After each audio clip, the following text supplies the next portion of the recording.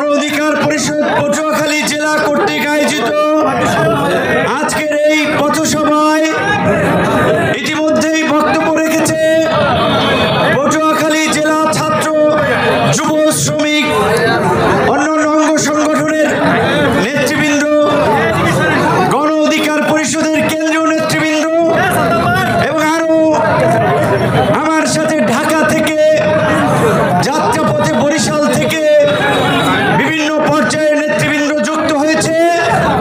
যারা সময় স্বল্পতার কারণে বক্তব্য রাখেন নাই, আমার সাথেই বরিশাল আমরা বিভাগীয় কমিশনার, রেঞ্জ ডিআইজি, তাদের সাথে এই বিভাগের সামগ্রিক বিষয় নিয়ে কথা বলেছি, খোঁজ খবর নিয়েছি। বরিশাল থেকে আমাদের সাথে যুক্ত হয়েছেন বরিশাল বিভাগীয় গণ অধিকার পরিষদের সাংগঠনিক সম্পাদক এবং বরিশাল ৫ আসনে গণ অধিকার পরিষদ মনোনীত প্রার্থী রফিকুল ইসলাম রাসেল ভাই। ঢাকা থেকে আমাদের সফর সঙ্গী হয়েছেন পিরোজপুর মঠবাড়িয়া ৩ আসনে গণ অধিকার পরিষদের ট্রাক মার্কার সমর্থিত প্রার্থী তরুণ ব্যবসায়ী এবং উদ্যোক্তা গণ অধিকার পরিষদের কেন্দ্রীয় শিল্প বাণিজ্য বিষয়ক সম্পাদক ইমরান খান রাসেল। আমার সাথে ঢাকা থেকে এসেছেন ঝালকাঠি ১ আসনের গণ অধিকার পরিষদের ট্রাক মার্কার মনোনীত প্রার্থী হোসাইন শাহাদাত।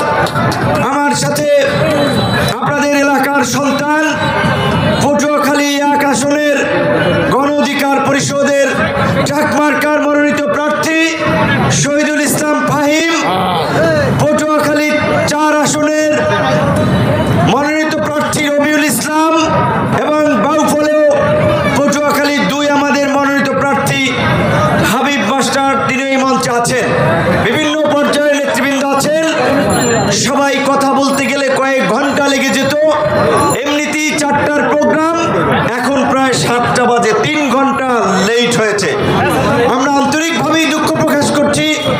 অনেক মানুষের কষ্ট হয়েছে, অনেকক্ষণ অপেক্ষা করা, দাঁড়িয়ে থাকা, এবং যেহেতু একটি রাস্তার একটি অংশ বন্ধ করে সমাবেশ করতে হয়েছে, মানুষের যদি কষ্ট হয়ে থাকে সেই জন্য আমরা ক্ষমা প্রার্থী।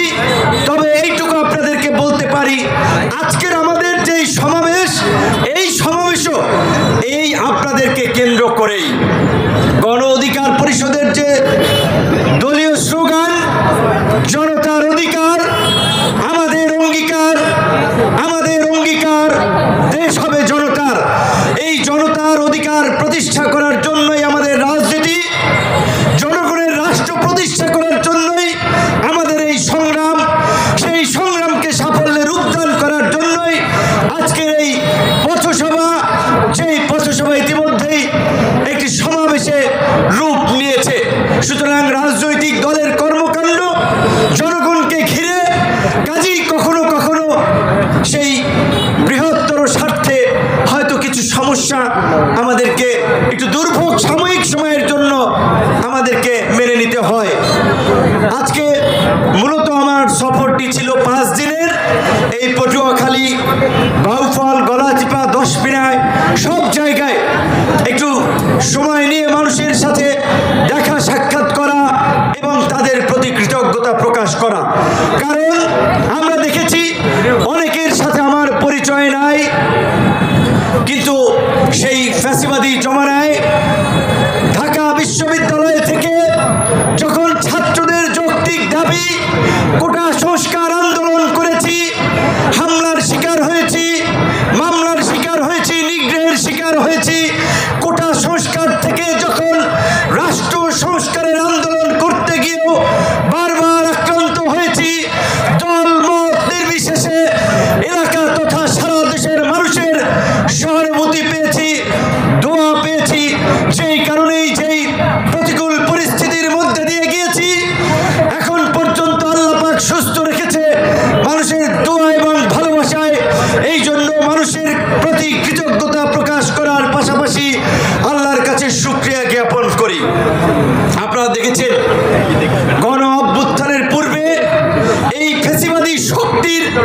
সর্বাত্মক টার্গেটে পরিণত হয়েছিলাম, কারণ ফ্যাসিবাদী শক্তিকে আমরা চ্যালেঞ্জ করেছিলাম এবং ছাত্র যুবক তরুণরা যদি কোনো সরকারকে শাসক গোষ্ঠীকে চ্যালেঞ্জ করে তাদের পরিণতি কি হয় সেটা পৃথিবীর ইতিহাসে লেখা আছে। আপনারা বাংলাদেশে দেখেছেন সেই কোটা সংস্কার আন্দোলনকে কেন্দ্র করেই এই ফ্যাসিবাদী দুঃশাসনের অবসান ঘটেছে। প্রতাপশালী প্রধানমন্ত্রী শেখ হাসিনা দেশ থেকে পালিয়ে গিয়েছে এবং বাংলাদেশের এই তরুণদের আন্দোলন আজকে আর শুধুমাত্র বাংলাদেশ নয়, সারা বিশ্বে কর্তৃত্ববাদী শক্তির মস্তককে উড়িয়ে দিচ্ছে। আপনারা সর্বশেষ শুনেছেন মাদাগাস্কার নামক একটি রাষ্ট্রের প্রেসিডেন্টও শেখ হাসিনার মতো এই তরুণদের আন্দোলনের মুখে পালিয়ে গেছেন। তার আগে নেপালে আপনারা দেখেছেন এই বাংলাদেশের তরুণদের আন্দোলনে অনুপ্রাণিত হয়ে নেপালের কর্তৃত্ববাদী সরকারকে হটিয়ে দিয়েছে। তার পূর্বে ইন্দোনেশিয়া সহ পৃথিবীর বিভিন্ন জায়গায় এই শেখ হাসিনার মতো কর্তৃত্ববাদী স্বৈরাচারী যারা শাসক ছিল তাদের বিরুদ্ধে ছাত্র যুবক তরুণরা আন্দোলন করছে। আজকে বাংলাদেশের তরুণরা সারা বিশ্বের তরুণদেরকে পথ দেখাচ্ছে। বাংলাদেশের গণতন্ত্রকামী যুবকরা সারা বিশ্বের তরুণদেরকে গণতান্ত্রিক সংগ্রামে উদ্বুদ্ধ করেছে।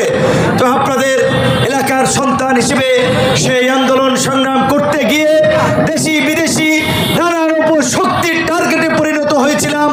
সর্বশেষ এই জুলাই গণ অভ্যুত্থানে আপনারা দেখেছেন কিছুদিন আগে যে জুলাই ঘোষণাপত্র হয়েছে, সেইখানে সম্ভবত 7-8টি রাজনৈতিক দলের প্রধানদেরকে নিয়ে প্রধান উপদেষ্টা সংসদ ভবনের দক্ষিণ প্লাজায় এই জুলাই ঘোষণাপত্র দিয়েছেন।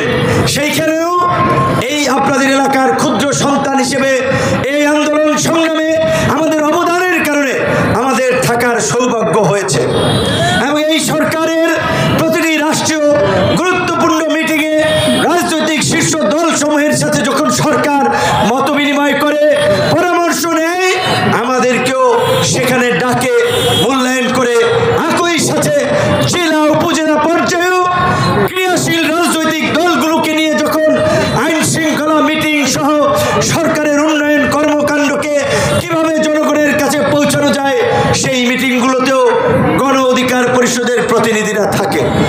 সরকারে যারাই থাকে তাদের ভুল ত্রুটি ধরিয়ে দেওয়ার জন্য গণতান্ত্রিক ব্যবস্থায় একটি শক্তিশালী বিরোধী দলের প্রয়োজন হয়। এখন এই অন্তর্বর্তীকালীন সরকারের সময় বিএনপি বলছে আমাদের সরকার, জামায়াত বলছে আমাদের সরকার, এনসিপি বলছে আমাদের সরকার, আমরা সকলেই বলছি আমাদের সরকার, কারণ আমরা সকলেই মিলে এই ফ্যাসিবাদী স্বৈর শাসনকে উৎখাত করেছিলাম। কাজেই এই সরকার আমাদের সকলের সরকার, কিন্তু এই সরকারকে আমরা সকলে যে পরামর্শ দেই সেই পরামর্শ হয়তো সরকার একইভাবে আমলে নেয় না, যার ফলে শুরুর দিকে সরকারের যে একটা আকাশচুম্বী জনপ্রিয়তা ছিল এখন সেটি ডে বাই ডে কমছে, কারণ সরকারের কিছু বিতর্কিত কর্মকাণ্ডে কিংবা কিছু উপদেষ্টাদের বিতর্কিত কর্মকাণ্ডে। যেমন কিছুদিন আগে বিএনপির মহাসচিব বলেছিলেন এই সরকারের কয়েকজন উপদেষ্টা একটি রাজনৈতিক দলের পক্ষে কাজ করছেন, তাদেরকে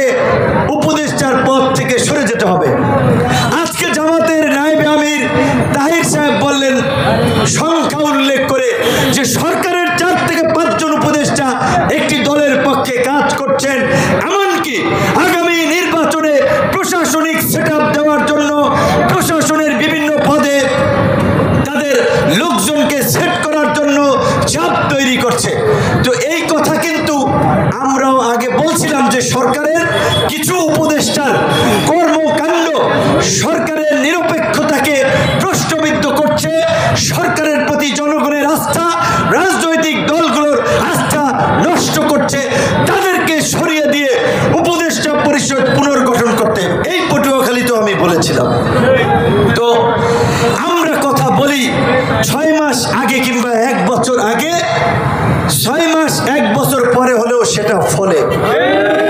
ইউটিউব গুগলে যান, অসংখ্য বক্তব্যে বলেছিলাম আওয়ামী লীগের আমলে যে কালো মুজিব কোটের আধিপত্য, ওই এমন এক সময় আসবে ফিরি দিলেও মানুষ মুজিব কোট নিবে না, গুলিস্তানে মুজিব কোট কেউ বেচবে না। হয়েছে পরিণতি তাই, এখন কেউ মুজিব কোট পরে, অনেকে সাদার সাথে কালো ড্রেস কম্বিনেশনের পরে ভালো লাগে, এই কারণে আওয়ামী লীগ করে না, সেও ভয়ে এখন মুজিব কোট পরে না। আমরা বলেছিলাম শ্রীলঙ্কার মতো এই ফ্যাসিবাদী স্বৈর শাসক প্রধানমন্ত্রীর গণভবন দখল করতে হবে, গণভবনের সুইমিং পুলে দেশের জনগণ সাঁতার কাটবে। হয়েছে কারাগারে বন্দি থেকে, প্রিজন ভ্যান থেকে বলেছিলাম আর মাত্র 10% বাকি আছে। হয়েছে হয়েছে আজকে আস্তে আস্তে একটা পুরনো বক্তব্য ফেসবুক মনে করিয়ে দিয়েছে। 2023 সালের 13 অক্টোবর বিএনপির কার্যালয়ে পল্টনে ঢাকা মহানগর উত্তর দক্ষিণ বিএনপির একটি সমাবেশ ছিল।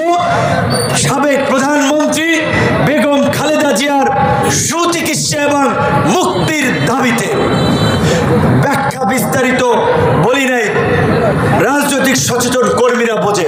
বলেছিলাম যে খালেদা জিয়ার মুক্তি এবং গণতন্ত্রের মুক্তি একই সূত্রে গাঁথা, কাজে আমরা যদি ফ্যাসিবাদকে হটাতে পারি গণতন্ত্রের মুক্তি হবে, খালেদা জিয়ারও মুক্তি হবে। 24-এর গণ অভ্যুত্থানে ফ্যাসিবাদের পতন হয়েছে, গণতন্ত্রের মুক্তি হয়েছে, খালেদা জিয়ারও মুক্তি হয়েছে, বিএনপির নেতা কর্মীদেরও মুক্তি হয়েছে। আমরা যেই কথা বলি 6 মাস 1 বছর পরে হইলেও তা বাস্তবে ফলে। আজকে একটা কথা বলতে চাই, একদিকে আমরা আগামী ফেব্রুয়ারিতে নির্বাচনের জন্য রাজনৈতিক দলগুলো মাঠে নির্বাচনী গণসংযোগে নেমে পড়েছি।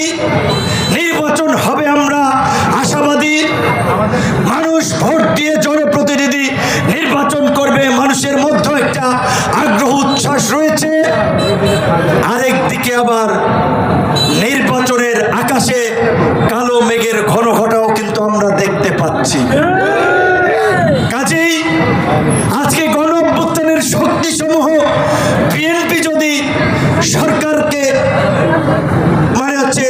দুর্বল করে, জামাত যদি সরকারকে দুর্বল করে, আমরা যদি সবাই মিলে সরকারের একেবারে নগ্ন সমালোচনা না করে সরকারকে নাস্তানাবুদ করি, তাহলে সামনে কিন্তু শনির দশা সবার জন্যই অপেক্ষা করবে।